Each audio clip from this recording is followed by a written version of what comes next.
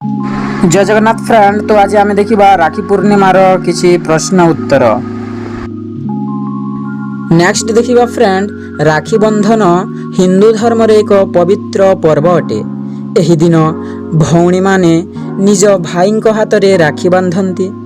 एही पर्व भाई भौणी मानक प्रेम एवं बंधन को प्रकाश करिथाय।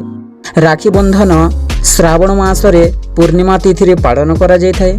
राखी बंधन रो एही भाई भौणी प्रेम एवं बंधन को प्रकाश करे। नेक्स्ट प्रश्न रही फ्रेंड, क्यों दिग को मुह करी राखी बंधा जाए? आपण माने क्यों दिगरे राखी मुह करी बांधे होती दयाकोरी कमेंट बॉक्स रे कमेंट करी जणांतो। तो यार सठिक उत्तर हेउची फ्रेंड दक्षिण दिग को मुह करी राखी बंधा जाए। तो प्रश्न रही फ्रेंड, क्यों ओडिया मासरे राखी पूर्णिमा पालन करा जाए? ऑप्शन ए मार्गशीर, ऑप्शन बी श्रावण, ऑप्शन सी कार्तिक, ऑप्शन डी भाद्रव। यार सठिक उत्तर है फ्रेंड ऑप्शन बी श्रावण मासरे राखी पूर्णिमा करा। नेक्स्ट प्रश्न रही फ्रेंड, भौणी कहीं राखी बांधि थाए? यार सठिक उत्तर जानी कमेंट बॉक्स रे कमेंट करी जणांतु फ्रेंड।